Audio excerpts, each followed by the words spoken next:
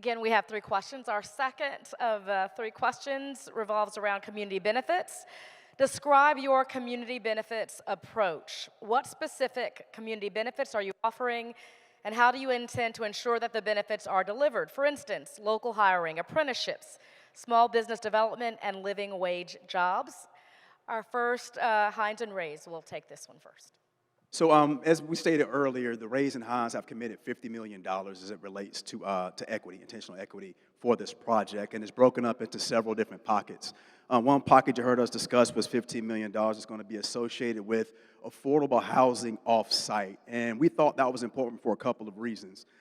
You may have people that do not want to live on site, and we've already identified 10 locations across the city of St. Petersburg that can fulfill our commitment as it relates to those 600 units.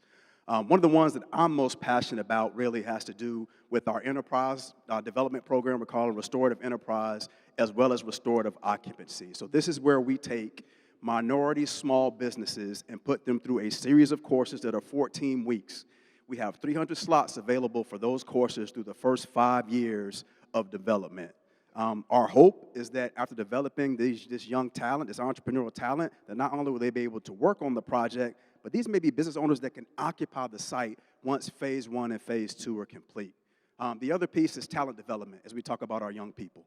We have $10 million that are associated towards talent development. That is putting money into the infrastructure in the South St. Pete and our educational system. We talked a little bit about the Youth Academy. We also talked about the environmental pavilion. But we also have internship opportunities for students with the developers as well as with the contractors that are sitting on this project if we're successful and if we win. Another project that we've worked on is our technical program. So this is where we're going to bring in some of the high-tech companies from the Northeast and the West Coast, where students from here can't afford to go out there to take internships, bring those companies here so the students can practice those traits right here in our backyard. So one of the things that makes my experience very unique is I've worked for a mayor of a major urban city. I've been on major large-scale developments, and I've done projects that I own. And the one thing I can tell you is how you actually go about effectuating true economic development. When I was a minority partner on large-scale development deals, the only person that got put on was me. That's it. It was great. It was an amazing opportunity. I learned a lot. However, when I controlled my transaction, I used my bully pulpit to create opportunities for others that look like me. That's why I have a company that has over 100 people that look like me. That's why over the course of the last 2 years, we have put $60 million into black and brown businesses, mostly women-owned businesses, across the entire ecosystem of the projects that I own, I control, and I am the check writer of. Because that's a mandate that I put forth as an owner of a real estate development project. And that's how you go about making things happen, which is exactly what Hines and Rays have recognized in my firm and our ability to do, have done, and will do going forward. Thank you. Thank you. We have 50+1 Sports up next. Would you like the question again? Describe your community benefits approach. What specific community benefits are you offering, and how do you intend to ensure that the benefits are delivered? For instance, local hiring, apprenticeships, small business development, and living wage jobs. All right, thank you. So as I said earlier, I think we have the most aggressive community benefits agreement. For me, if we're going to be hiring people, and I mean, pretty much all of us are the same, it's probably going to be about 50-some thousand jobs created over these phases, but about 5,000 to 7,000 jobs that are permanent, right? But for everyone that's working, there has to be a track for those who aren't going to college or those who want to have a new skill. And if we put $10 million towards job training, right? But again, there's a big number out there that we partner with the city with that we can send out with the city to create other options. But I thought, 6 years ago, working on some major projects, that if you provided childcare, healthcare, and transportation, That is three of the biggest costs coming out of someone, a single mother, 2 kids, got on this job. Where kids got to go somewhere. I mean, you know how expensive childcare is. Transportation, luckily, this is not that far, but I've been on projects where it's 30, 40 miles away. In medical, we all know, everyone that has a business here, that most of your productivity is lost because of people being sick and people not being able to get, insurance. And if we're talking about the have and the have-nots, are we assuming that everybody has insurance? Everybody has childcare? Everybody has transportation? That's like a lottery ticket if you need that. I got 4 kids. I wish somebody would have gave me free childcare when I was younger. It's a lot of money, and I don't understand. And I'm lost because this whole project, this whole RFP, was supposed to be about the future, and the future of St. Pete has to be the citizens and people making money and providing for themselves. Gentrification does not affect you if you can afford to stay where you live. It hurts you when you can't afford to stay where you live. I don't hear enough about how the people, okay, we got a ball team we love, but we got people that can partner with them. We got businesses that can partner with them. That 84, everybody's RFP has businesses. How many of those businesses are owned by women? How many of those businesses are owned by veterans? If you give people a job and allow them to hire, listen, every statistic you can find will say if you black, you 95% more to hire somebody black on your team. Like he just said, he got 100 of them, okay? That's what the whole thing is about. But you got to provide that opportunity. I'm not city. That's why I don't want to take no city money. That's why I don't like going to the federal government. Because if you ask somebody for something, you owe that person for something. I believe in putting your bootstraps and pulling them up and working. And if you want to work, and if you want a career, if we win, come over here and we'll train you. I'll work with labor unions. I don't think labor unions are too expensive. I work with everybody. Because at the end of the day, it's got to be something that we're all proud of when we drive by it. I hope that answered your question. Is there any other part that I forgot? I'm sorry. I think you're good. Thank Okay. you. All right. We have Sugar Hill Community Partners. Would you like the question? Yeah, I've got it. Thank you. Can you all hear me? There we go. Okay. David Carlock with the Machete Group. So let me start by saying I wish we had more time to address this. Our framework for community benefits is threefold. The first is engagement and outreach, learning what the community needs, figuring out who we can partner with, how we can take advantage of existing infrastructure and programs. The second is investment of time, of money, of expertise to help bring these programs to life. And then the third is accountability. This is something that Mayor Johnson described during our presentation. None of this means anything if we don't agree on what constitutes success, how we're going to measure that, and if we don't report back out to the community. So that's a critical part of how we approach all this. So let me rewind a little bit. From a community engagement standpoint, there are a lot of folks in St. Petersburg who are in need. There are also a lot of folks out there who are doing good work. A project at scale is an opportunity to bring those resources together, develop more infrastructure around delivering benefits, and to do that successfully. As it relates to specific programs, I'll touch on just a few that are in our proposal. Workforce development. What's unusual about this project is that it's very large and it's multi-phase. What that means from a workforce standpoint is you can construct a true pipeline that takes people from initial training all the way through an advanced part of their career over 10 or 12 or 15 years. And our strategy is constructed around that specific approach. This is not a snapshot. This is an opportunity to take people from very early into mid-career, providing opportunities, providing training, providing support and resources.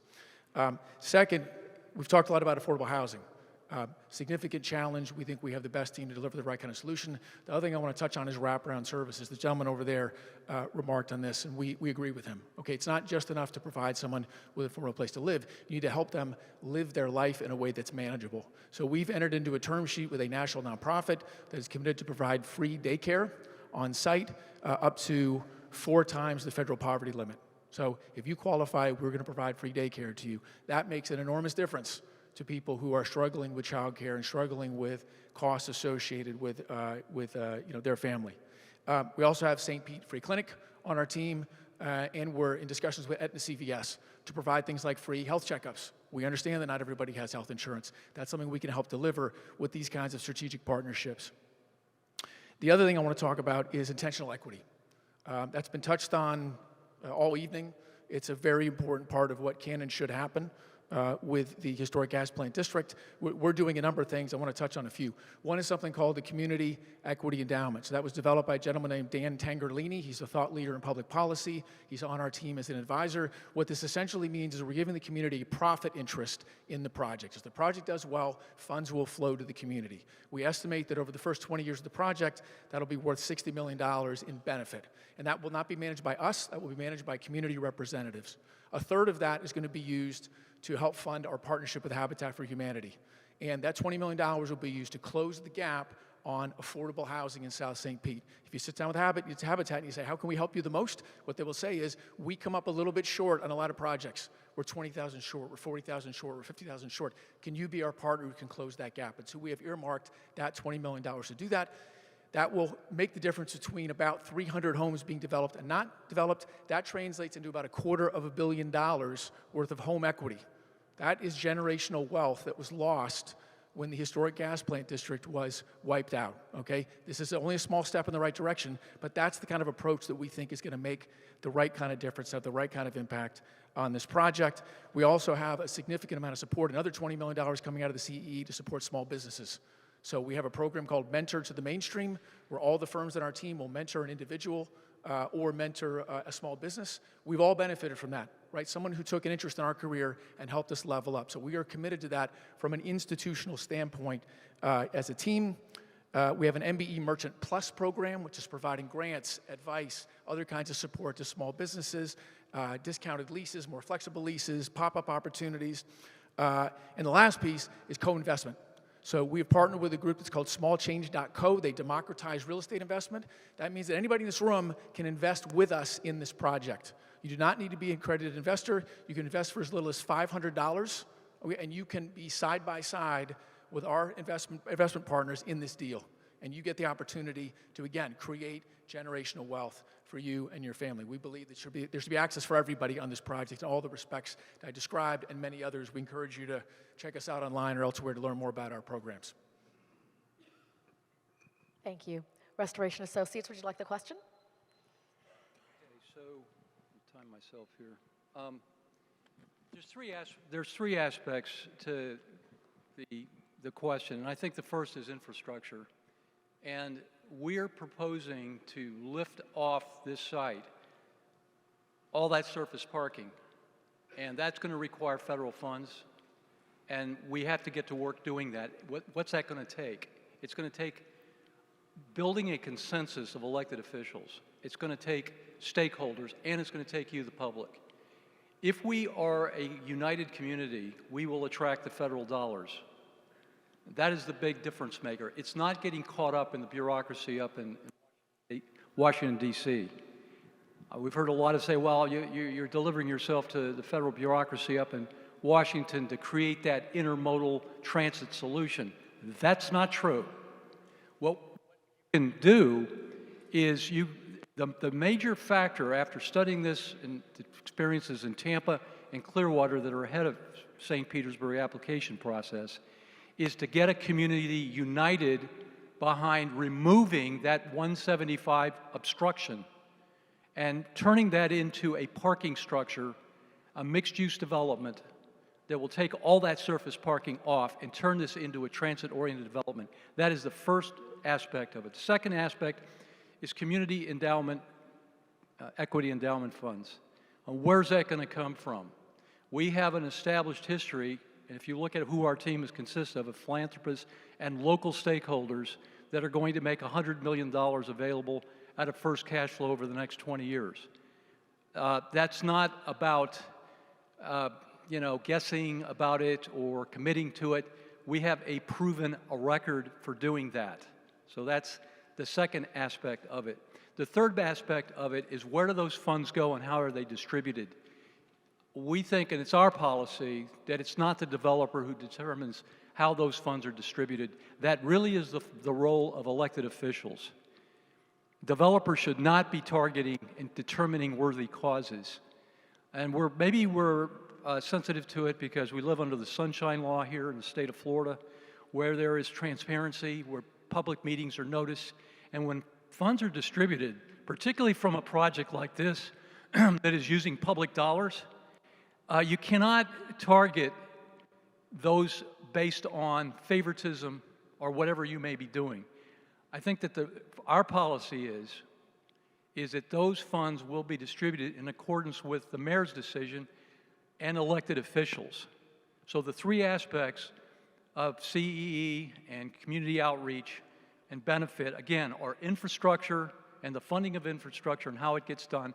It's the consensus building, and I'm going to say a little bit that I've had that experience, and let's just say I was able to get the consensus of 28 of 30 elected officials on the other side of the bay when doing the comprehensive plan. That's about public hearings. That's about announced public hearings. And it's the same thing with the disbursement of community endowment equity funds, the CEE funds. How that gets distributed is really consensus. It's transparency, and it's not and should not be the discretion of the developers. And the last thing I want to say again is that we're committed to outreach.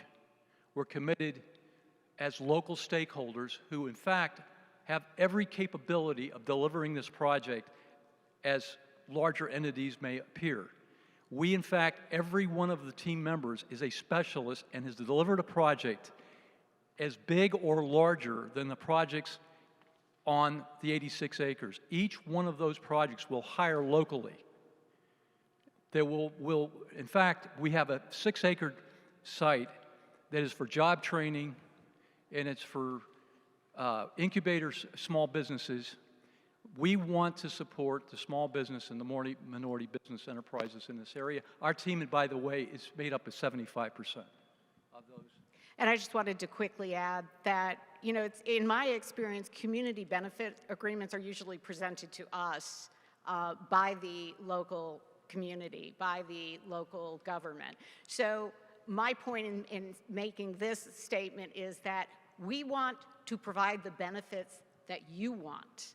So we could tell you, but as Bill said, we think it's better to establish this endowment in a way that allows participation by the public and by officials who are responsible to the public to ensure that you get what you want as a benefit. Thank you.